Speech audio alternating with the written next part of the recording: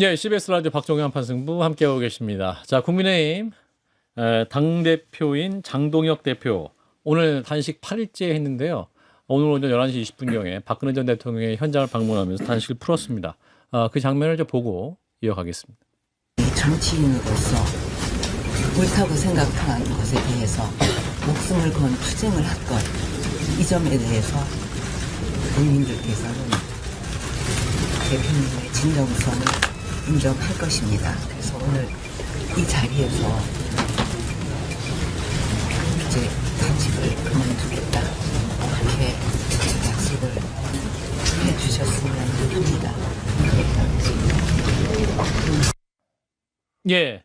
자, 그렇게 하겠습니다라고 장동혁 당대표가 답변하는 장면까지 작은 목소리에 화면을 함께 들으셨는데요. 자, 일단 그 박근혜 전 대통령의 방문은 그래도 깜짝 카드였던 것 같습니다. 예, 전혀 생각을 못했고요. 예. 어쨌든 장동혁 대표가 더 이상 건강을 해치지 않고 단식을 중단한 것은 저는 다행이라고 생각합니다. 이미 장동혁 대표가 단식을 통해서 국민들께 말씀드리고자 했던 바는 다 알려졌다고 봐요. 예, 예. 그런데 단식이라는 것이 항상 그 뒤에 어떻게 중단하느냐 출구 전략. 그것이 이제 항상 고민이었는데 예. 박 전 대통령이 국회를 오셔서 저렇게까지 당부를 하시는 과정을 통해서 단식을 마치게 됐다. 저는 당원의 한 사람으로서 이건 다행이라고 생각합니다. 예. 자, 거의 10년 만에 그 박근혜 전 대통령이 국회 쪽으로 온 거잖아요. 서 변호사님은 이 장면 어떻게 보셨는지. 벽원되고 자유우파 보수가요. 예. 하나로게 다 한동훈 전 대표 빼고는 지금 2명이 안 왔어요. 누가 알았습니까? 청와대나 민주당하고요. 그다음에 한동훈 전 대표 2분이 안 오고 나머지 유승민 의원 뭐 전부 포함해서 박근혜 대통령까지 예. 자유파가 예. 상당히 그 단결됐다. 예. 특히 그 보수의 중심은 누가 뭐래도 박근혜 대통령이거든요. 예. 상대적으로 이명박 대통령보다 더 중심에 있습니다. 따라서 저는 뭐 상당히 이번에 단식은요 성공적인 단식에 때려봐요. 쌍특검을 뭐 받을 수 있든 없든 예. 그걸 떠나서 이미 이렇게 야당은 이렇게 싸우는구나. 또게 야당이 이걸 통해서 하나가 됐잖아요. 또게 어떤 사람은 뭐 의도는 아니었지만 예. 결과적으로 이게 그 한동훈 전 대표 그 제명의 역풍이 단식으로 이게 많이 완화돼 버린 것도 사실이에요. 예. 그걸 의도한 결과는 아니지만 예. 따라서 장동희 대표로서는 상당히 성공적인 단식이었다. 이렇게 저는 평가합니다. 성공입니까? 성공이라고 말할 수는 없지만 정치는 뭐 명분과 실리 두 가지가 있어야 되는데 예. 예. 두 가지 다 취할 수 없다면 최소한 한 가지는 있어야 됩니다. 근데 그런 차원에서 장동혁 대표가 이번에 8일간의 단식으로 인해서 실리는 일정 부분 채웠다고 저는 생각을 해요. 실리. 실리는 뭐냐면 방금 우리 서정훈 변호사님도 말씀하시지만 한동훈 빼고 다 왔다. 라는 이 당내에서 한동훈 전 대표를 제명하는 것은 잘못된 것이다라는 이 비판의 목소리를 어쨌든 억지로든 어쨌든 간에 눌렀잖아요. 그래서 저는 이 부분에 있어서는 장동혁 대표 우리 민주당도 생각했던 것보다 만만한 사람이 아니구나. 좀 몸을 던지는구나. 그래서 뭐 방법이 좋지는 않고 뭐 그 정당성이나 명분은 별로지만 예. 그래도 확실히 정치인은 몸소 움직이고 뛰어야 되고 실천해야 되는 그런 행동을 해야 되는구나라는 것을 느꼈습니다. 하나 물어봅시다. 그 방법이 좋지 않았다는데 그러면 이재명 대표 단식이란 방법이 안 좋다는 뜻입니까? 아니요. 그럼 뭐가 안 좋다는 거예요? 방법이 안 좋았다는 게. 아니 실제로 의도는 한동훈 전 대표 축출하고 나서 당내 리더십 세우려고 한 건데 마치 쌍특검을 관철시키기 위해서 단식을 했다고 저희는 의심할 수밖에 없다. 의도가 안 좋았다. 네. 전 단식이란 방법이 안 좋았다고 하는 걸로 아니, 사실 생각하고 단식이라는 이재명 대표도 단식을 했는데 예, 원래 토론 안 하시는데 갑자기 토론했어요. 굉장했어요. 예, 자 강소영 변호사님. 저는 개인적으로 출구를 어디로 잡을 것인가를 주목했었잖아요. 예. 저는 뭐 농담삼아 출구는 119일 것이다. 뭐 이렇게 얘기를 했었는데 출구가 없다는 것을 비유적으로 제가 그렇게 얘기한 거였어요. 근데 박근혜 전 대통령이 왔다는 것은 어떤 거래가 있었을 가능성이 높다. 거래? 네. 옆에 이제 유영하 의원이 네. 동행해서 함께 했었죠. 그렇죠. 왜냐하면 장동혁의 리더십은 여전히 허약합니다. 뭐 뉴스에서 많이 다루다 보니까 우리 평론하는 사람들이야 장동혁의 존재감을 인정할지 몰라도 예. 아직까지 대구 경북 시민과 도민들은 예. 장동혁의 존재감이 낮아요. 잘 알지 못합니다. 여전히 대구에 거주하고 계시죠. 그렇죠. 우리 대구에서 변호사님. 제가 오가고 있잖아요. 예. 그러니까 이제 본인 입장에서는 존재감을 계속 올려야 하고 대권에도 욕심이 있다 보니 예. 전통적인 보수층을 계속 흡수하려고 집회도 만들어 보고 뭐 죄송합니다. 정강훈이나 이런 사람 없이 자체적으로 집회도 열어보고 힘을 모아보려고 했는데 성적표가 좋지 않았어요. 예. 그래서 계속 모으는 과정에서 뭐 예를 들면 아니 박근혜 전 대통령이 그냥 왔겠습니까? 불렀다고 저는 봐요. 예, 요청을 했다고 보고 예. 그러면 오는 조건으로 뭔가 이번 지방선거 앞두고 예. 뭔가 조정을 좀 해주면 예. 그러면 내가 좀 가서 도와주겠다. 아. 분명한 그런 정치적 의사결이 있었으니까 오지 그거 없이 그냥 오지는 않았다 절대로. 우리 강 변호사님은 네. 또 현지 취재를 많이 하시잖아요. 네. 현지에는 어떤 흉흉한 소문이 돌고 있길래. 그러니까 뭐 이건 확인된 얘기가 아니라서 예. 예, 확인된 얘기는 전혀 아닙니다만 예. 결국 대구시장 누가 나갈지 되게 주목을 하는데 예. 대구시장은 현역 의원이 나가잖아요. 그렇죠. 지금 분위기가 아. 어쨌든 그러면 또 보궐이 되잖아요. 예. 그럼 그 지역구 누가 갈 거냐. 아. 뭐 그런 여러 가지 연쇄 이동이 막 일어난다고요. 아. 추경호 의원이 만약에 간다 시장 한들. 출마한다면 그 지역군 누가 가고 여차저차 막 연쇄 이동이 쫙쫙 되는데 예. 그 가운데서 이제 박근혜 전 대통령 쪽에 있는 누군가가 예. 자기가 원하는 곳은 여기다. 아. 뭐 이렇게 얘기를 한다면 예. 아, 좀 부탁한다 여기 하나 정도는 아하. 그런 이야기는 충분히 저는 있을 수 있다고 봅니다. 아, 우리 윤석 대변인께서 의미 있게 들으신 것 같아요. 충분히 가능한 얘기예요. 아, 그래요? 합격입니다. 왜냐하면 대구시장 네. 관련해서 예. 저희 당내 이제 대구가 의석이 12개 있는 지역이잖아요. 예. 거의 대부분의 의원이 한마평에 있단 말이에요. 본인 스스로 시구장, 선언한 대구시장. 분도 있고. 아. 예. 그러니까 이건 지금 뭐 여론조사도 나오긴 하지만 만약에 유영하 의원도 생각이 많으신 걸로 들었는데 대구시장에? 예. 만약에 말씀하신 대로 그런 게 있었다면 정원호 구청장이 서울에서 민주당 서울시장 후보로 갑자기 확 튀어나온 것처럼 예. 충분히 그런 효과가 일어날 수 있거든요. 예, 그 말씀 제가 많이 동의합니다. 예. 예. 저도 오늘 점심에 들었습니다. 점심에 유영아 변호사, 의원이- 변호사 의원이죠. 의원이 예. 예, 박근혜 전 대통령을 모시고 왔기 때문에 예. 혹시 유영아 그 의원이 대구시장으로 이제 확 휘솟는 거 아니야? 아하. 라는 걸 제가 점심경에 들었습니다. 점심경에. 네. 예. 근데 그 서 변호사님이- 진짜 제가 보기엔 말도 안 되는 소설이라고 보는데. 그래요? 제일 예쁘요. 물론 이게 유영하 변호사가 대구시장에 뜻이 있는 건 맞아요. 예. 맞으나. 맞아요. 근데 맞으나. 박 대통령이 한 번 온다고 예. 유영하 변호사 취재가 확 뜨고 아. 이러진 않습니다. 그런 분위기 아니에요. 어. 저번에 두기 박근혜 대통령이 막 유튜브로 지원해주다 안 될 때는 안 됐잖아 유영하 변호사가. 예. 이재명 대통령이 뭐 정원호 한마디가 뜨는 이쪽하고는 분위기가 좀 달라요. 보수는 다르다. 예, 대구가. 어. 다른 저는 박근혜 대통령이 정말 걱정이 되니까 예. 장동혁 대표를 이게 단식 멈출 수 있는 사람이 보수에 그런 어른이 별로 없어요. 예. 이명박 대통령이 좀 아직 역할이 그래서 저는 순수한 마음에 건강이나 이것 때문에 올라온 거지 이게 뭐 유영아를 좀 밀어준다거나 또 이게 심지어 복을 박근혜 누굴 더 정치에 개입하겠습니까? 현실 정치에 관여 안 하고요. 예. 뭐 유영아 변호사야 조금 뭐 박 대통령이 좀 이런 생각이 있는지는 모르겠는데 예. 그게 크게 효과나 그건 없을 겁니다. 방금 전만 해도 누가 뭐래도 박근혜 전 대통령이 보수 중심이라고 하셨잖아요. 그런데도 저번에도 유영아 변호사 유튜브로도 지원했는데 별로 그래 없었고 몇 분 안 됐는데. 그 박근혜 대통령이 저 진정성이 느끼지 않아요. 불과 20분 전에. 네, 당황스럽습니다. 보수의 중심인 거하고 여기 온 의도하고 틀리잖아요. 순수한 마음으로 온 거예요. 영향력. 영향력이. 영향이 있어도 이 본인이 노는 거하고 또 유영아를 밀어주는 거하고 또 틀려요. 중심인데요. 예. 중심. 보수 쪽, 진보 쪽 틀리다니까.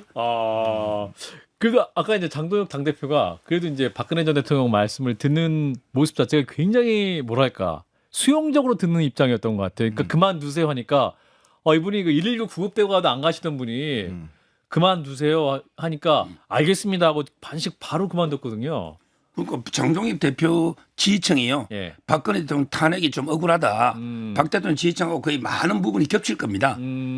그러니까 박근혜 탄핵, 윤석열 대통령 탄핵 예. 다 둘 다 억울하다. 예. 이런 분들이 주로 있기 때문에 그게 장동혁 지지층이에요. 그러니까 아마 제일 장동혁 대표는 영향이 있는 분이고 예. 따라서 이렇게까지 또 대구에서 올라서 강국에 부탁하고 이러니까 저는 그런 게 아니고 봅니다. 근데 이 지점에서 예. 이명박 전 대통령은 한동훈 전 대표를 품으라는 메시지를 냈는데 안 들었잖아요. 장동혁 대표가. 네. 근데 MB 말은 안 듣고 박근혜 전 대통령 말을 듣는다는 건 지역을 기반으로 하고 TK를 기반으로 하고 있는 박근혜 전 대통령의 어떤 영향력에 장동혁 대표가 기대려고 하기 때문 아닐까요? 왜 MB 메시지는 받아들이지 않죠? MB는 이제 2년보다는 중도 실용적인 좀 상당히 좀 합리적인 실용적인 어떻게 보면 보수가 아니에요? 상인적인 기질. 상인적인 기질. 옛날에 김대중 표현에 하면 상인이요? 서생적 문제의식과 상인적 기업인. 실용 감각. 네, 기업인. 기업인이잖아요. 예. 따라서 이게 약간 중도 실용적이고 박근혜 대통령 상당히 우파 이념에 좀 이념형이에요. 예. 두 분의 리더십이 완전 틀려요. 아. 따라서 이게 자유우파의 영향력은 솔직히 말하면 이게 이명박 대통령보다 박근혜 더 있다. 이렇게 보는 게 맞아요. 강소영 변호사 얼굴이 지금 굉장히 안 좋아요. 표정이. 대구 거주자로서. 중도 실용 그리고 버려야 되는. 그리고 윤 대통령하고 박근혜 대통령 둘 다 탄핵을 당한 이런 게 또 그 같은 게 동병상련 그런 것도 있죠.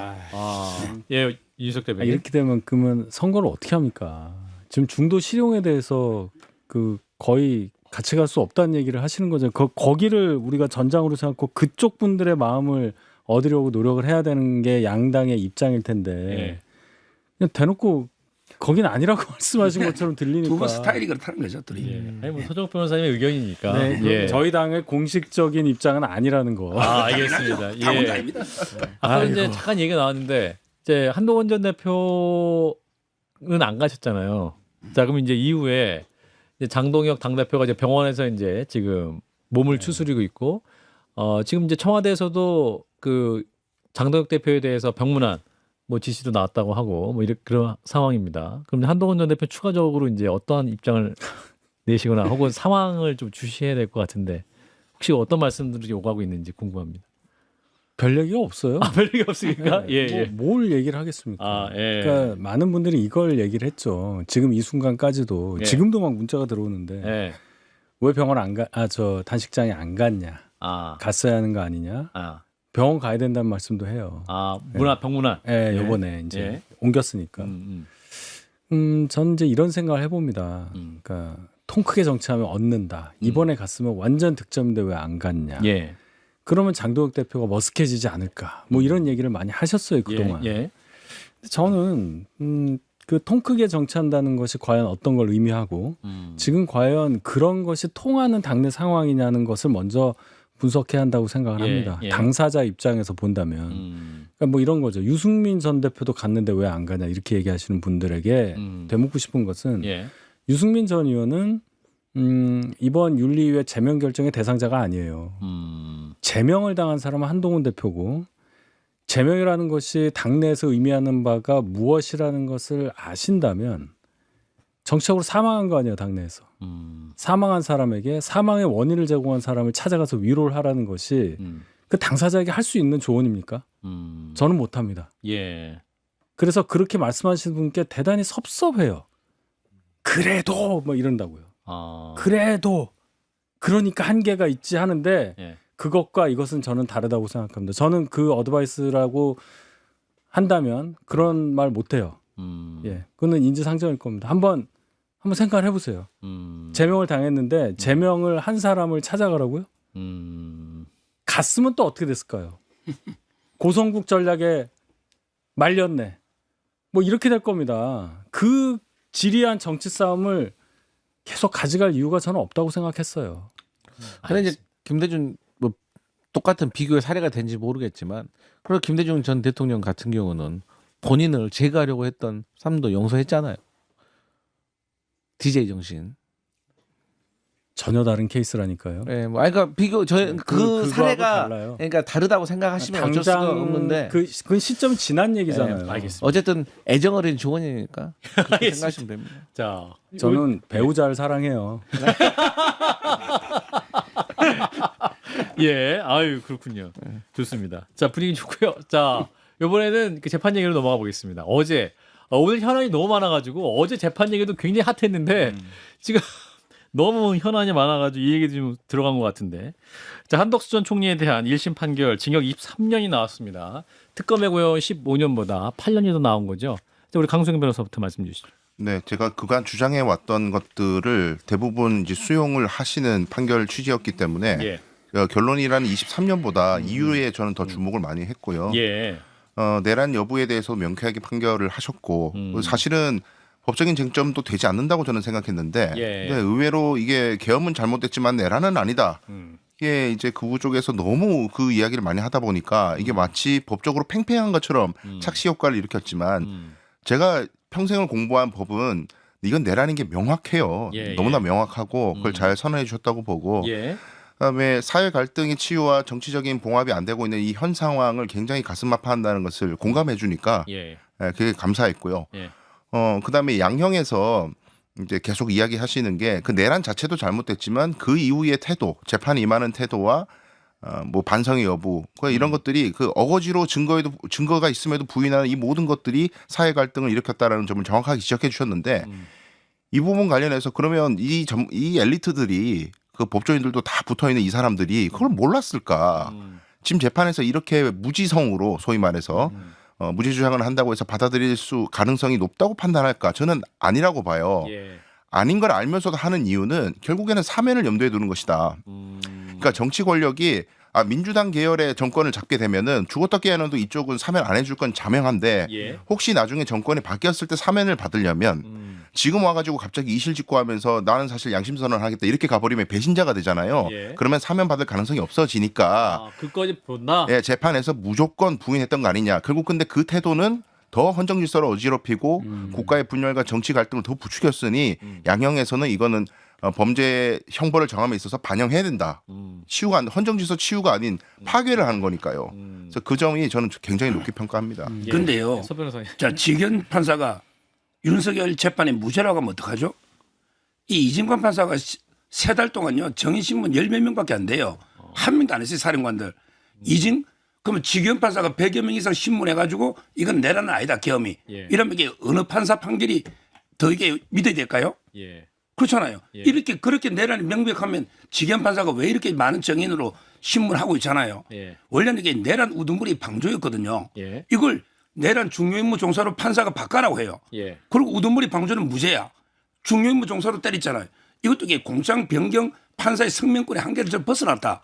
왜 특검한데 아니 횡령 기소하면 횡령 아니면 무죄지 사기로 공작 바꿔라. 예. 이 똑같잖아요.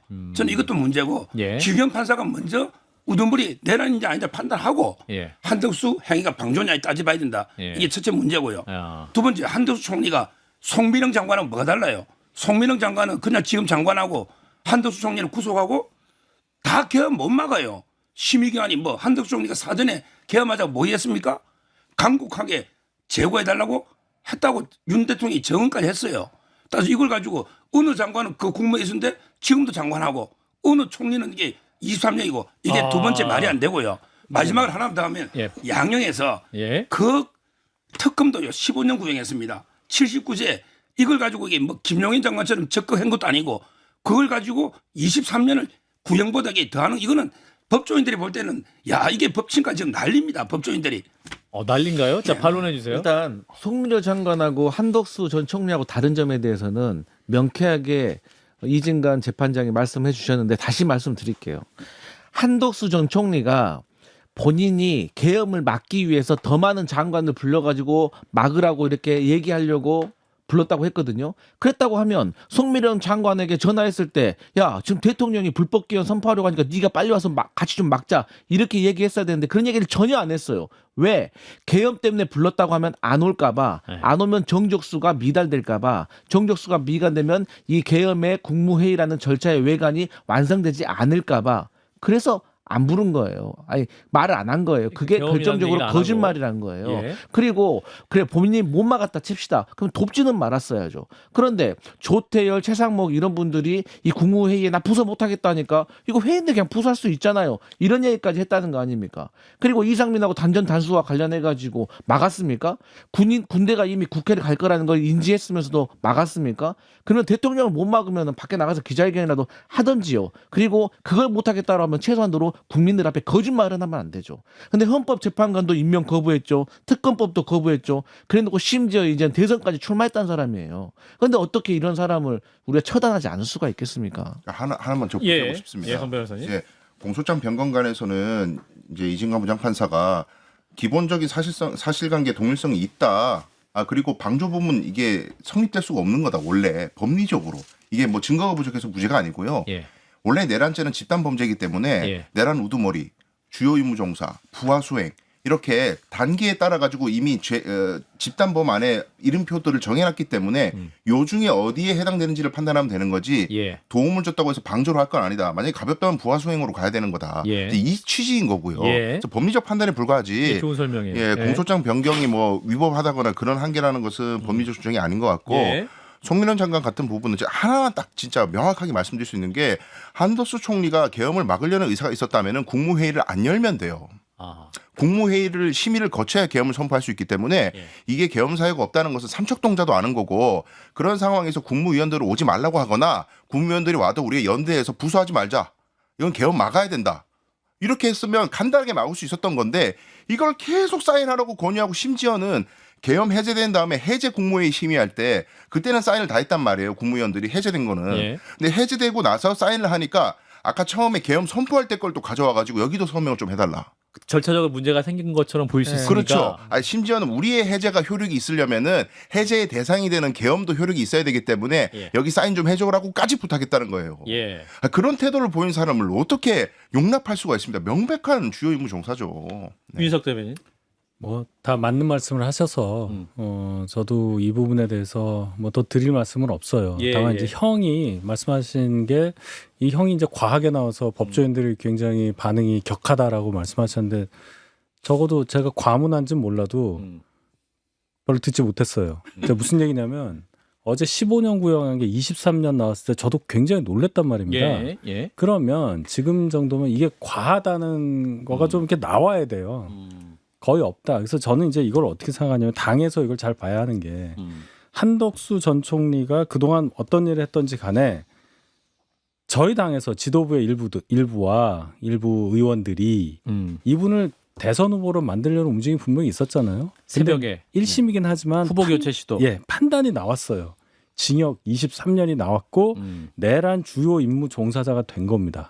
그러면 여기에 대해서 국민들이 23년 나온 것에 대한 반응이 이 정도라고 한다면 그 의사가 결론은 단죄해야 된다는 여론이 크다는 것으로 해석을 해야 돼요. 예. 단죄.